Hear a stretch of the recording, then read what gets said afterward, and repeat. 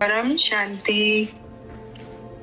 आज बापूजी ने कहा अपने विशेष संदेश में, अपने विशेष सिकीलिदे बच्चों से बापूजी ने बात की और उन्होंने कहा कि बच्चे, आप शरीर नहीं आत्मा हो।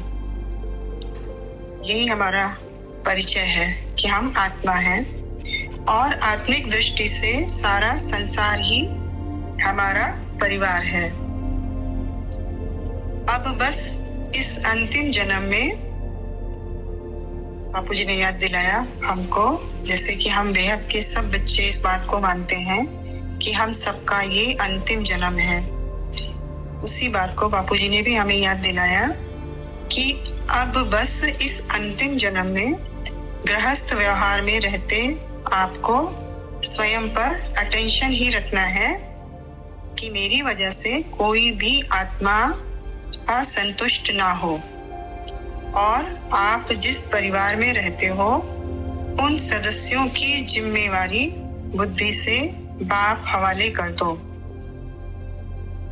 मतलब अगर हमने अपने परिवार के जितने भी मेंबर हैं, लौकिक दुनिया की बात हो रही है यहाँ पर, लौकिक में हमारी जो जिम्मेदारियां हैं उन सब को हम अपनी ड्यूटी निभाते हुए अपने बाप के हवाले करते हैं, यानी बुद्धि से बाप के हवाले कर देते हैं, तो वो आत्मा असंतुष्ट नहीं होगी क्योंकि हमने उसको बाप के हवाले कर दिया है। तो बाप ही जानी जाननहार हो गया ना, उसका बाप ही उसको संभालने वाला हो गया। तो आगे बोला है कि देखो, अब सब कुछ संभालने परमात्मा बाप आ गया है और उसे पता है कि किस रीति उसको संभालना है। यदि आप अपनी जिम्मेवारी समझोगे तो आपके संबंध में आने वाली आत्माओं के साथ साथ आपका भी हिसाब किताब बन जाएगा, जो फिर आपको स्वयं ही चुकतू करना पड़ेगा। हमें बापूजी ने बोला है कि अभी आपको बहुत अलर्ट रहना है। आपको किसी भी आत्मा के साथ, चाहे वो हद के परिवार में है चाहे वो बेहद के परिवार में है, किसी भी आत्मा के साथ आपको कोई भी नया कर्म बंधन नहीं बनाना है। किस लिए बोला है? ताकि हम आत्माएं अपने कर्म बंधन के बोझ से हल्की हो जाएं और हल्की आत्मा ही बाप के कार्य को संपन्न करेगी। इसलिए बोला बापूजी ने कि जो भी आपके संबंधी हैं उन सब को बाप के हवाले करो, तो आप उन आत्माओं के साथ नए हिसाब किताब बनने से मुक्त हो जाएंगे। आगे बोला है बापूजी ने, अब सब कुछ बाप हवाले करने में आपका भी कल्याण है और आपके संबंध में आने वाली आत्माओं का भी। सोचिए, दुनिया की जो हालत है, संसार में जो हम देख रहे हैं, जिस तरह से हम देख रहे हैं, प्रकृति भी तांडव मचा रही है। तो प्रकृति अगर अपने तांडव पर आती है तो क्या हम अपने परिवार को संभाल सकते हैं? अगर हम अपनी बुद्धि से संभालना चाहें तो नहीं हो सकता। हमारे साकार शरीर की एक लिमिटेशन है, तो हम अपने परिवार के लोगों को नहीं संभाल सकते। तो हमें क्या करना चाहिए? हमें सब कुछ, यानी अपने परिवार सहित सब कुछ बाप के हवाले कर देने में ही हमारा भी कल्याण है और हमारे संबंध संपर्क परिवार में आने वाली या परिवार में हद की आत्माएं या बेहद की आत्माएं, उन सब को हम बाप के हवाले करेंगे तो हम क्या हो जाएंगे? हम निश्चिंत हो जाएंगे कि संभालने वाला कौन है? संभालने वाला मेरा बाप है, क्योंकि हमारा बाप तो स्वयं ही आ गया है हम बच्चों की जिम्मेवारी संभालने। ये जिम्मेवारी बाप अपने ऊपर क्यों ले रहे हैं? क्योंकि बच्चों को बाप हल्का करना चाहते हैं कि बच्चे अपनी जिम्मेवारियों से मुक्त हो जाएं और जो बाप का कार्य है, जो बाप का संकल्प है, जो विश्व महापरिवर्तन का लक्ष्य है, उस काम को उस जिम्मेवारी को बच्चे संभालें। बेहद के जो महापरिवर्तन होने वाला है, इतना बड़ा पूरा यहाँ से लेके पूरा मल्टीवर्स तक का जो परिवर्तन होना है पूरे विश्व का, उस जिम्मेवारी में बच्चे लग जाएं और लौकिक जिम्मेवारियों से मुक्त हो जाएं। तो फिर आगे बापूजी कहते हैं कि आपका बाप स्वयं आ गया है, आप बच्चों की जिम्मेवारी संभाल लें। फिर बार बार सोच सोच कर क्यों भारी हो जाते हो? ये कौन से बच्चे भारी होते हैं? जो बाप के हवाले अपनी जिम्मेवारियों को नहीं करते, वो बच्चे सोच सोच कर भारी होते हैं। अब क्या होगा, अब कैसे होगा? लौकिक दुनिया में कोई दिक्कत आती है तो भारी हो जाते हैं, और भी कहीं शरीर में कोई दिक्कत आती है तो भारी हो जाते हैं। तो बापूजी कहते हैं कि जब बाप आ गया है सारी जिम्मेवारी संभालने, तो फिर आप क्यों सोच सोच कर भारी होते हैं? आगे बोला है बापूजी ने कि जो थोड़ा बहुत हिसाब किताब है वो सहज रीति चुकतू करो, अर्थात बार बार बाप को समर्पण कर अपनी सीट पर सेट होने का अभ्यास करो। हम बाप को समर्पित करते रहें, हमारी जिम्मेवारियां, हमारी परेशानियां, हमारी सारी प्रॉब्लम्स, जो कुछ भी है वो सब कुछ संभालने वाला बाप है, वो बाप संभालेगा। और जब बाप संभाल रहा है तो मेरे ऊपर कोई जिम्मेवारी नहीं, मेरे ऊपर खाली एक ही जिम्मेवारी है कि मैं अपनी सीट पर सेट रहूं, यानी अपनी ओरिजिनलिटी में रहूं, यानी मैं आत्मा अपनी आत्मिक स्टेज में रहूं, बाप के रूप में रहूं और उसी कार्य में बिजी रहूं, बाप के कार्य में बिजी रहूं।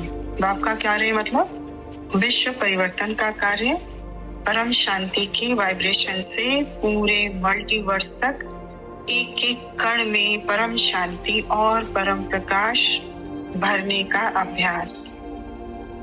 इसी सीट पर हम सेट रहें। आगे बोला है, अब अपना हिसाब किताब मत बनाओ। यह ना हो कि समय परिवर्तन हो जाए और आपको पश्चाताप करना पड़े। अब बस समय परिवर्तन हुआ कि हुआ। इसलिए बच्चे, इस समय सबसे अधिक जरूरी है अपनी एक रस अर्थात शांत चित्त स्थिति में स्थित रहना। हमारी एक रस स्थिति क्या है? जब मैं आत्मा अपनी आत्म स्वरूप में हूँ, बाप के रूप में हूँ, अपनी ओरिजिनलिटी में हूँ, तब मैं एक रस स्थिति में हूँ, तब मैं शांत चित्त स्थिति में हूँ और इसी अवस्था में मुझे रहना है। यही मेरी सीट है और इस सीट को मुझे किसी भी कारण से छोड़ना नहीं है, चाहे कुछ भी हो जाए। देखो बापूजी ने हमें बिल्कुल फ्री कर दिया है कि किसी भी तरह की लौकिक जिम्मेवारी, अलौकिक जिम्मेवारी, उन सब जिम्मेवारियों से आप मुक्त हो जाओ और अपनी सीट पर सेट रहो। और आपको अपनी सीट किसी भी कारण से नहीं छोड़नी है, चाहे कुछ भी हो जाए।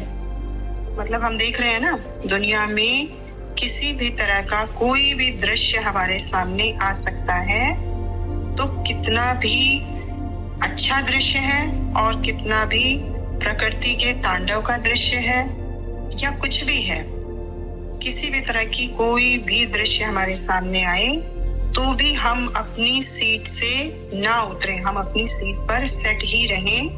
किसी भी कारण से हमारी सीट हमें नहीं छोड़नी है, चाहे कुछ भी हो जाए। देखो बच्चे, एक रस स्थिति मतलब आपकी बाप समान स्थिति है। कितने प्यार से बापूजी ने इसको क्लियर किया कि एक रस स्थिति मतलब बाप समान स्थिति। इस स्थिति में जब हम स्थित होते हैं तो हमारे साथ कौन होता है? बाप साथ है ही है। मतलब जब हम योग लगाने के लिए या किसी भी कारणवश संकल्पों में हमारे आता है क्या, क्यों, कैसे, ऐसे, वैसे, कब। अगर ये शब्द आते हैं हमारे संकल्पों में, तो हम संकल्प क्या है? संकल्प आत्मा की शक्ति है और संकल्पों से ही दुनिया बनी, संकल्पों से ही दुनिया सुधरनी है, दुनिया का, पूरे विश्व का कल्याण होना है। और संकल्प हमारे क्या है?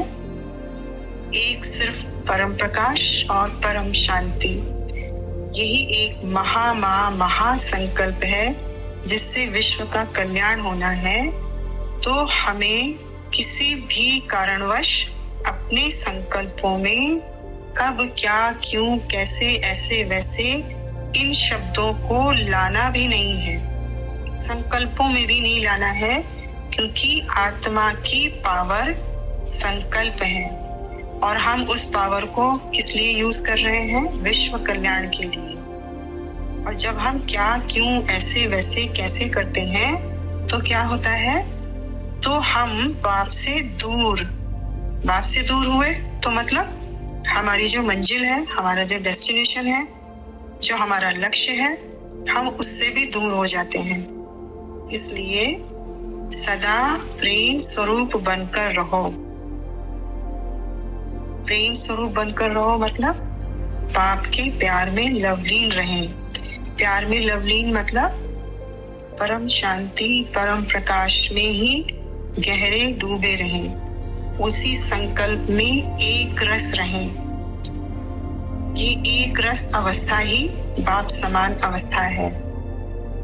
तो इसी अवस्था में हम हमेशा प्रेम स्वरूप बने रहें। कोई भी बड़े से बड़ा कारण आपको आपकी स्थिति से ना हिलाए। बस बच्चे, आप मंजिल के समीप ही हो। अच्छा, परम शांति।